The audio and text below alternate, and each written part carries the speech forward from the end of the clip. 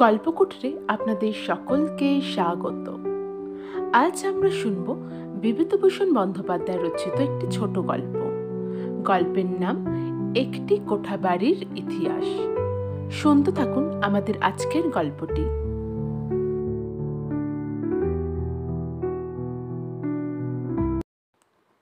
সন 1240, সকালবেলা।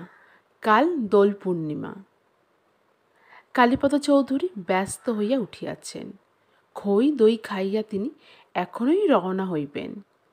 অক্ষয় মিস্ত্রিকে ডাকিয়া আনিয়া কোঠাঘরের আনুমানিক ব্যয় ঠিক করিতে হইবে। রামতারণ বাড়ুজ্জে, কৃষ্ণনগর কোটের নকলবিশ। গ্রামে অগাধ পয়সা প্রতিপত্তি।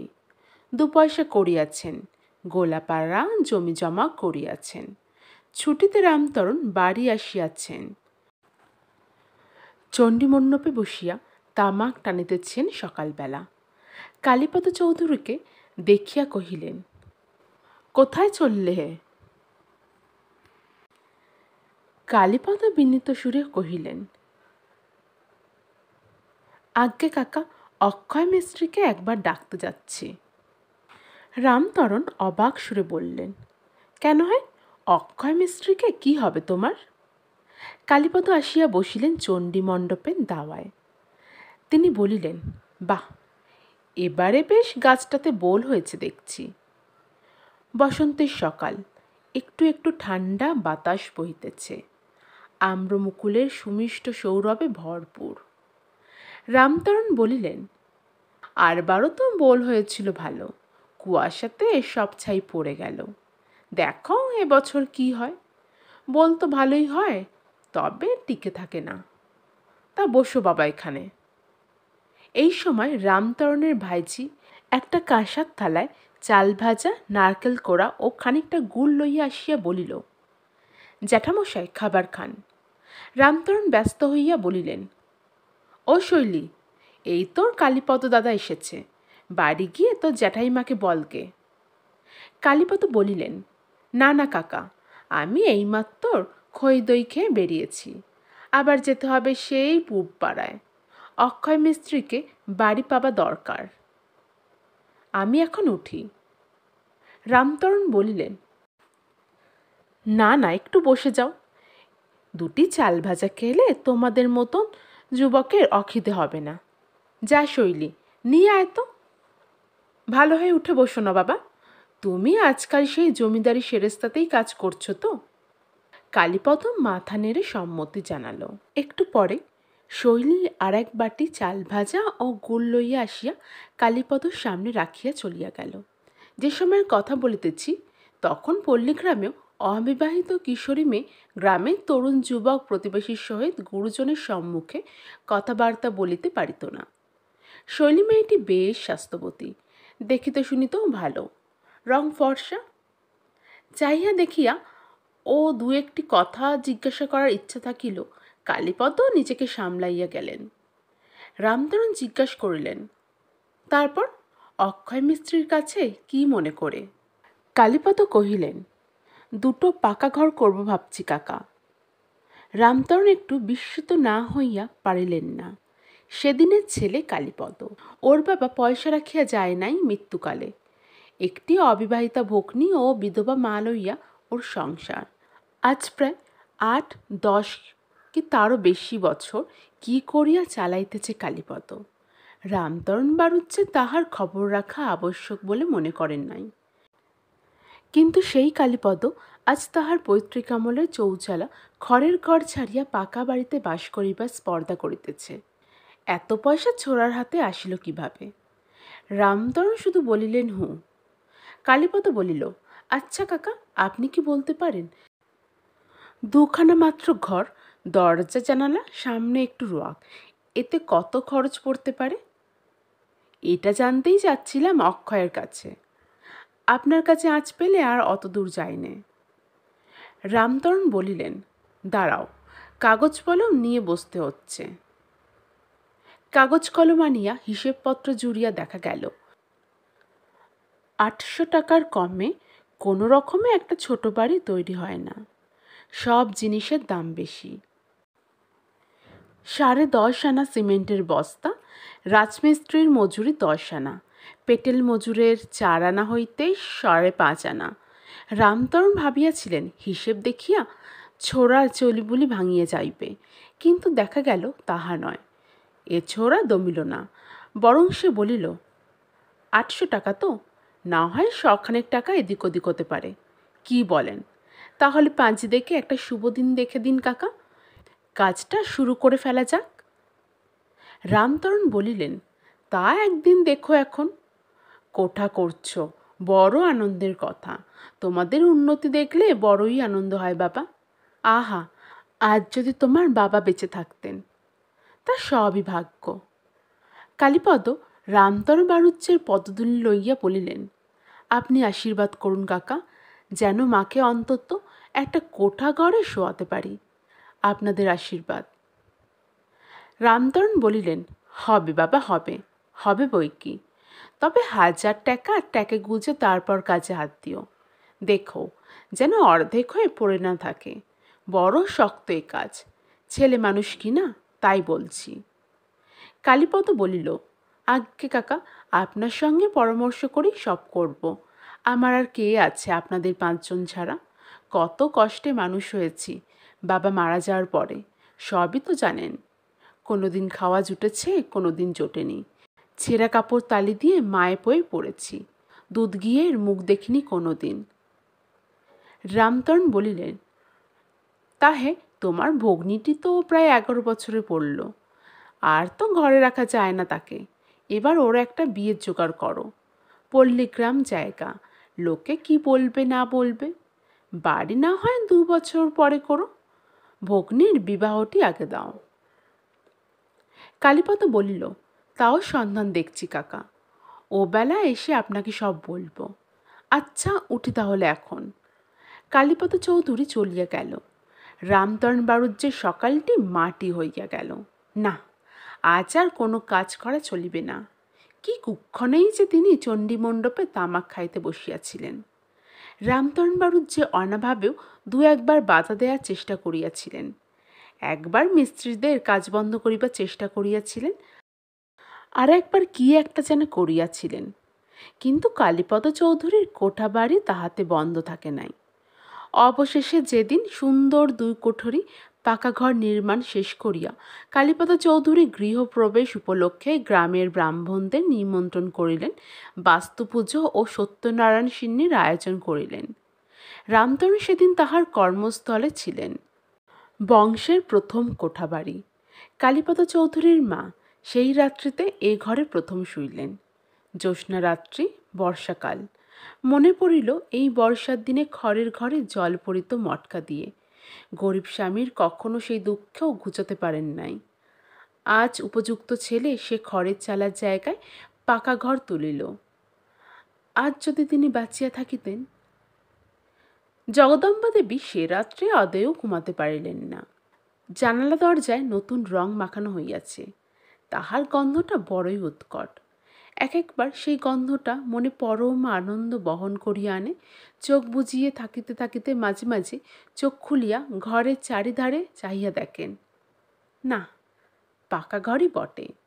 ওই তো কড়িকাঠ, ওই তো পাকা চুনকাম করা দেয়াল, ওই তো রঙের উৎকট গন্ধটা। স্বপ্ন নয়, সত্যি কোঠাঘরে তিনি শুইয়া আছেন। এই দিনটি হইতে কালীপদ চৌধুরী গ্রামের মধ্যে মাতব্বর হইয়া উঠিলেন।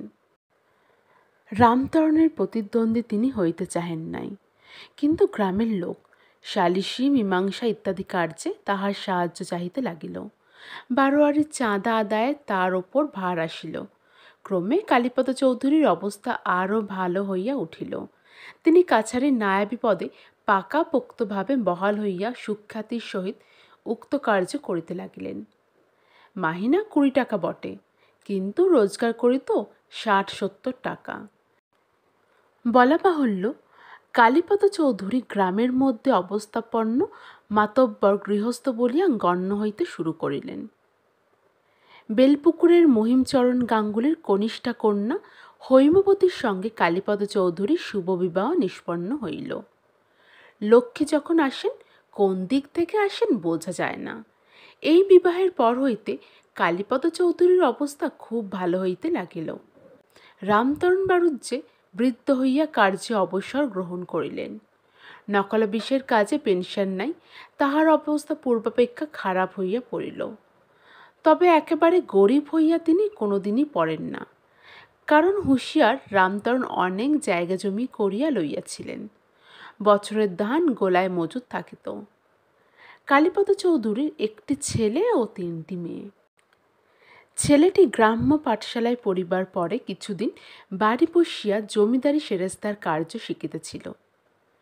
কিন্তু কালীপদ তার এক বন্ধুর পরামর্শে দূরবর্তী মহকুমার ইংরেজি স্কুলে ভর্তি করিয়া দেয়া হইল। ইংরাজি লেখাপড়ার চাল তখন গ্রামে প্রবেশ করিয়াছে।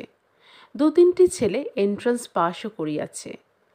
রামতরণ বাড়ুজ্যের বড় নাতি তাহাদের অন্যতম। সন 1280। কালীপদ চৌধুরীর ছেলে সুকুমার চৌধুরী দেশেই হোমিওপ্যাথিক ডাক্তারি করিয়া 2 পয়সা উপার্জন করিতেছেন। কালীপদ চৌধুরীর বয়স 64 কোঠায় ঠেকিয়াছে। রামতরণ বাড়ুজ্যে অতি বৃদ্ধ অবস্থায় এখনো বাঁচিয়া আছেন, তবে নড়িয়া চড়িয়া বেড়াবার আর ক্ষমতা নাই। কালীপদ চৌধুরীর আবার বাড়ি হইবে। সুকুমারের সময় নাই, সে পয়সাওয়ালা ডাক্তার। বৃদ্ধ কালীপদ চৌধুরী ছোটাছুটি করিয়া বেড়াইতেছেন। কোথায় চুন, কোথায় সিমেন্ট। 2টি বড় সেগুন গাছ কাটিয়াছেন, সব পরামানিকের বাগানের।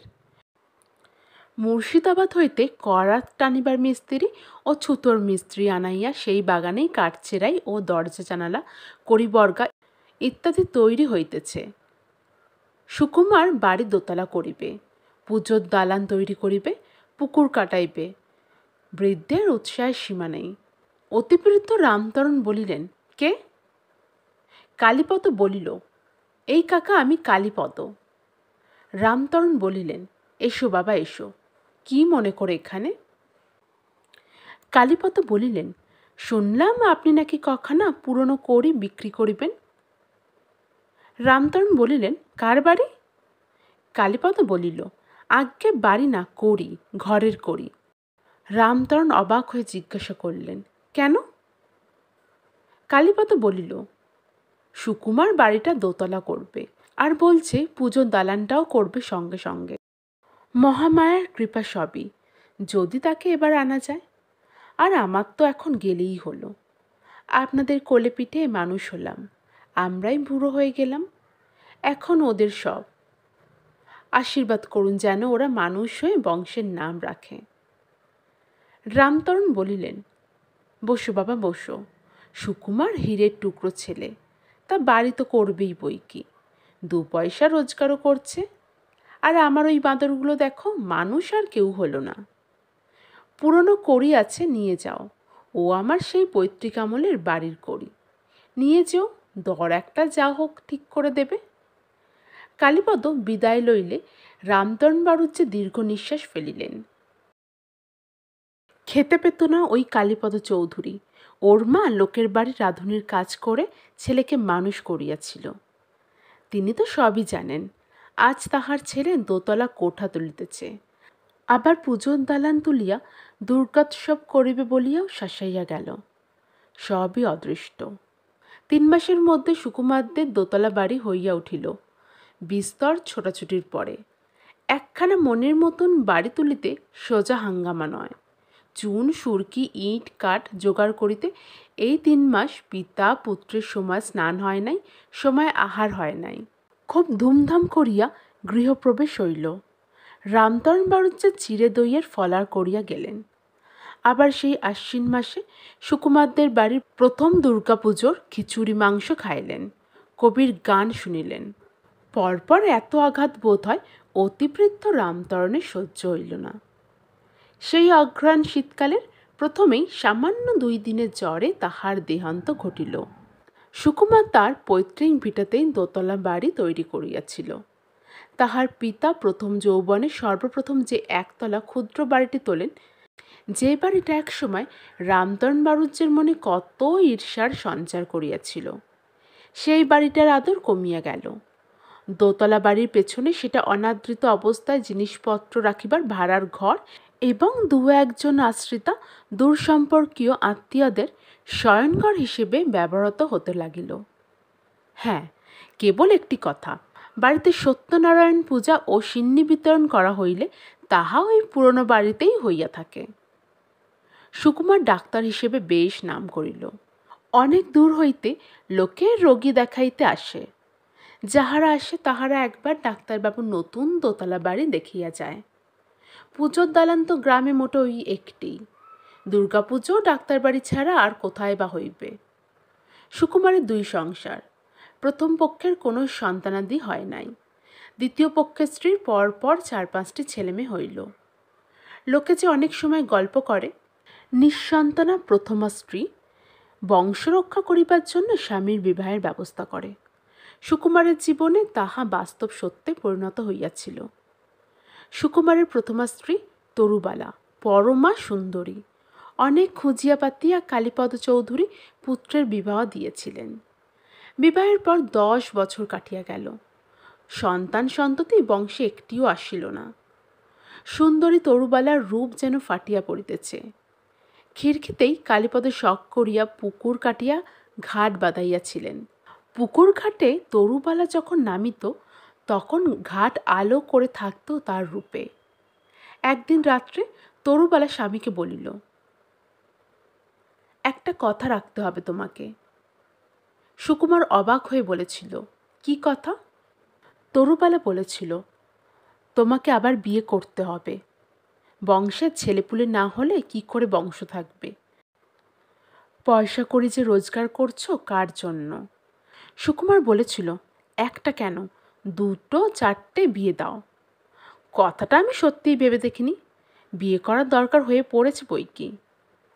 তরুবালা তাকে বলেছিল, তুমি যতই চালাকি করো, আমি কিন্তু জানি বাবার মন খুব খারাপ। বংশে বাতি দেবার কেউ নেই। সুকুমার সেবার কথাটা যতই ঠাট্টা করিয়া উড়াইয়া দিক, অবশেষে পুনর্বার বিবাহ তাহাকে করিতেই হইল। দ্বিতীয় স্ত্রীর নাম নীরজা সুন্দরী। দেখিতে নিতান্ত মন্দ নয়, বেশ স্বাস্থ্যবতী ও শান্ত স্বভাবা। বিবাহের 3 বছর পরে একটি কন্যা, আরও 2 বছর পরে একটি পুত্র সন্তান জন্মগ্রহণ করিয়া ডাক্তার বাড়ি আলো করিল। তরুবালা সর্বদাই দোতলার ঘরে ছেলেটিকে লইয়া বসিয়া থাকে। কেহ আসিলে গর্বের সঙ্গে বলে, এই দেখো আমার ছেলে। একবার একটি মন ধরা জুটিয়াছিল। সে বুড়ি পাশের বাড়ির শ্যামাপদ বাড়ুজ্যের মা। বড়লোকের বউ তরুবালার খোসামত করিয়া কখনো দুধ, কখনো পাটালি, কখনো একখানা নতুন কাপড়, কখনো বা 1 কাটা সোনামুগের ডাল হাতড়াইয়া যাইত। সেদিন তরুবালা অমন বলিতেই বুড়ি বলিল, আহা বড় বৌমা, কি কাণ্ড! তরুবালা বলিল, কেন খুড়িমা? বুড়ি বলিয়াছিল, সতীন পর দেখা পেয়েছ, নিজের ছেলের সোয়াদ তো পেলে না। আহা মা, দুধের সোয়াদ কি ঘোলে মেটে? তরুবালা বলেছিল, কেন? বুড়ি বলেছিল, আহা মা, তোমার মুখের দিকে চাইলে কষ্ট হয়। কথায় বলে সতীন কাটা, তার খোকা, তাতে আর তোমার কি? বড় হয়ে কি তোমায় ভালো চোখে দেখবে? এদিন হইতে তরুবালা তাহাকে এড়াইয়া চলিত। ক্রমে নীরজা সুন্দরী আরও 3টি পুত্র সন্তানের জননী হইল। কনিষ্ঠ পুত্রটি লেখাপড়ায় ভালো হইয়া উঠিল। সব পরীক্ষায় বৃত্তি পায়, সব বিষয়ে সমান জানে। গ্রামের মধ্যে অমন ছেলে দেখা যায় না ইতিপূর্বে। বৃদ্ধ কালীপদ নাতিকে পলকে হারায় এমনি অবস্থা। নাতির কথা সকলকে গর্ব করিয়া বলিয়া না বেড়াইলে তার দিন কাটে না। যে বছর ছেলেটি এন্ট্রান্সে পরীক্ষায় বৃত্তি পাইল, সুকুমারের প্রথমা স্ত্রী তরুবালা সেবার বৈশাখ মাসে স্বামীর পায়ে মাথা রাখিয়া সৎ ছেলে মেয়েগুলোকে অঝোরে কাঁদাইয়া অকালে স্বর্গারোহণ করিল। তরুবালার মৃত্যুতে গ্রামের এমন কোনো লোক ছিল না যে চোখের জল ফেলে নাই। 1310 সালের বৈশাখ মাস সেটা। তারপর অনেক দিন কাটিয়া গেল। অনেক সুখ দুঃখের ঝড় বইয়া গেল সংসারের উপর দিয়ে। সুকুমারের ছেলে অনাথ বন্ধু ফাইন্যান্স ডিপার্টমেন্টে ভালো চাকরি পাইয়া দিল্লি চলিয়া গেল। অন্য 2টি ছেলের মধ্যে একটি উকিল আর অন্যটি ডাক্তার হইয়া কলিকাতায় প্র্যাকটিস শুরু করিয়া দিল। কারণ দেশে নিজের বাবা পয়সাওয়ালা ডাক্তার, ডাক্তারি শিখিয়া ছেলে সেখানে বসিলে কোনো লাভ নেই। সুকুমারও ভাবিল, অনেক দিন হইতেই কলকাতা ডাক্তারি প্র্যাকটিস করার যে শব্দটা ছিল তার মনে, নিজের ছেলের মধ্যে দিয়ে সেটা সার্থক করে তোলা যাক। কালীপদ চৌধুরী এখন অতি বৃদ্ধ, বিশেষ নড়িতে চড়িতে পারে না। নাতি নাত বউরা সেবা করিলে খুব ভালো লাগিত বৃদ্ধের, কিন্তু একাল পড়িয়া গিয়েছে। নাত বউরা স্বামীদের সঙ্গে জায়গায় জায়গায় ঘুরে বেড়ায়।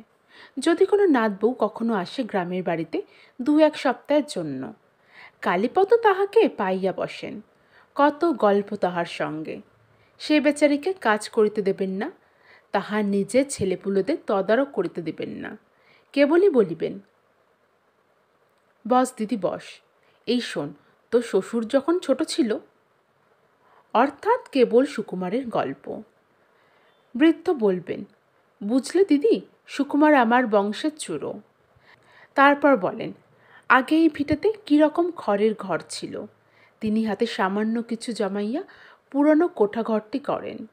2 কুঠুরি ছোট বারান্দা, সে কি আনন্দ উৎসাহের দিনই গিয়েছে। চিরদিনের খড়ের ঘর গুছিয়ে পাকা বাড়ি করার আনন্দ, গ্রামের লোকের চোখে প্রথম বড় হওয়ার আনন্দ, অনেক লোকের প্রশংসা, অনেক লোকের ঈর্ষা অর্জন করা। জীবনে একটা কিছু করা হইল এই প্রথম, বংশের প্রথম কোঠাবাড়ি। তোমার দিদি শাশুড়ি বুঝলে, আজ যদি বেঁচে থাকতো। নাতবউ ঠাট্টা করিয়া বলে, কোন পক্ষের কথা বলছেন দাদু, আপনাদের সময় তো নাকি? কালীপদ হেসে বলে, ও সে আবার কি, ও হ্যাঁ, তা এক পক্ষই ছিল, এখন আর এই পক্ষ হয়েছে, এমন টুকটুকে, বলিয়া নাতবউয়ের গাল টিপিয়া দেন। কালীপদের নাতবউ বলে, দাদু এবার চলুন, আপনাকে আমাদের বাসায় নিয়ে যাব। কালীপদ বলে, না দিদি, সে বয়স আর কি আছে, এখন গাড়িতে উঠতে নামতেই ভয় হয়। এরপর অনেক বছর কাটিয়া গেল। 1340 সাল। স্বর্গত কালীপদ চৌধুরীর পৌত্র অনাথ বন্ধু এখন ফাইন্যান্স ডিপার্টমেন্টে বড় চাকুরে। পেনশন লইবার সময় যদিও এখনো হয় নাই, তবে খুব বেশি আর দেরিও নাই। বড় ছেলেটি ডেপুটি ম্যাজিস্ট্রেট, আর 2টি ছেলে এখনো ছাত্র। অনাথ বন্ধুর পিতা সুকুমার এখন বৃদ্ধ, ছেলেরা এখন আর তাহাকে ডাক্তারি করিতে দেয় না। লেক রোডের ধারে হাল ফ্যাশনে তেতলা বাড়ি সম্প্রতি শেষ হইয়াছে। ছেলেদের নামে পাশেই কয়েক কাঠা জমি আগেই অনাথ বন্ধু কিনিয়া রাখিয়াছিলেন, আজ বছর 10 আগে এক দালাল বন্ধুর সাহায্যে। গৃহপ্রবেশের দিন অনেক বড় বড় চাকুরে, এমনকি কয়েকজন সাহেব শুভও নিমন্ত্রিত হইয়া আসিলেন। খাওয়া দাওয়ার ব্যবস্থা ভালোই হইল। অনাথ বন্ধুর প্রতিজ্ঞা ছিল, কলিকাতার বাড়ি না করিয়া বড় ছেলের বিবাহ দিবেন না, নতুবা বিশ্ববিদ্যালয়ের কৃতি ছাত্র ও ডেপুটি ম্যাজিস্ট্রেট পুত্রের বিবাহের সম্বন্ধ কত বড় বড় ঘর হইতে আসিতেছিল। এইবার বাদুর বাগানের বিখ্যাত গাঙ্গুলি পরিবারের মেয়ের সহিত শুভ দিনে পুত্রের বিবাহ দিয়া অনাথ বন্ধু হাঁপ ছাড়িয়া বাঁচিলেন। বৃদ্ধ সুকুমার ডাক্তার এই উপলক্ষে দেশের বাড়ি হইতে সেই কলকাতার বাড়িতেই আসিয়াছিলেন, আর ফিরিয়া যান নাই। ছেলেরা তাহাকে যাইতে দেয় নাই। নববিবাহিত পৌত্র অরুণ বলিল, কেমন বাড়ি হয়েছে দাদু? বৃদ্ধ সুকুমার বলিলেন, বেশ হয়েছে, চমৎকার। অরুণ বলিল, তুমি কিন্তু আর দেশে ফিরো না দাদু, সেখানে মশা ম্যালেরিয়া। এবার তুমি আমার সঙ্গে চলো আমার বাসায়, শীতলক্ষ নদীর ধারে চমৎকার কোয়ার্টার্স। সুকুমার হেসে বলল, বেশ বেশ, তবে দাদু ভাই, হাকিমি করে এসে এতদিন সন্ধ্যেবেলায় কি করতিস? আজ না হয় আমার নাত বউ হলো। কেন দাদু, পাশেই তো টেনিস কোর্ট, জেলখানার পাশেই। সরকারি doctor Khurshed Ali, second officer circle officer Dutta, jute officer Abdul Sobhan, সবাই টেনিস খেলি আমরা। তোমার নাত বউয়ের অভাব অনুভূত হয়নি একদিনও। চলো দাদু আমার সঙ্গে। সুকুমার বলেছিল, গা ছেড়ে যেতে ইচ্ছে করে না দাদু ভাই। ওই গায়ে আমার বাবা যেদিন খড়ের বাড়ি ঘুচিয়ে প্রথম মাত্র 2টো পাকা কুঠুরি তুললেন, সেদিনের আনন্দ ওই ভিটের মাটির বুকে লেপ্টে আছে। বংশের প্রথম কোটাঘর, কত কষ্টের, কত আনন্দের জিনিস। ওই ভিটেতেই আমার প্রথমা স্ত্রী তরুবালা, তোমার বড় ঠাকুরমা। সুকুমারের কথা শেষ হতে না হতেই অরুণের ছোট ভাই তরুণ আসিয়া ডাকিল, দাদা ওপরে যাও, টেলিফোনে কে যেন ডাকছে। এরপর কেটে গেছে আরও অনেকগুলো বছর। সন 1350, স্বর্গত সুকুমার চৌধুরী গ্রামের ভিটে বন জঙ্গলে ঢাকিয়া গিয়েছে। দোতলা কোঠাবাড়ির দেয়ালে বড় বড় ডুমুর ও অসত্য বৃক্ষ। লোকে বলে ডাক্তারের ভিটে দিন মানে বাঘ লুকিয়ে থাকতে পারে। গত 8 বছরে এই ভিটে পিতা পুত্র নাতিরা কেহই আসে নাই। সাধের জানালা দরজাগুলো অনেক লোকে খুলিয়া লইয়া গিয়েছে। স্বর্গত কালীপদ চৌধুরীর তৈরি প্রথম আমলের সেই একতলা বাড়ির ছাদ কয়েক বছর বর্ষার জল খাইয়া ধসিয়া পড়িয়া গিয়েছে। জীর্ণ দেয়ালটা দাঁড়াইয়া আছে মাত্র। সাপের ভয়ে আজকাল ডাক্তারের ভিটার ত্রিসীমানা কেহ মারায় না।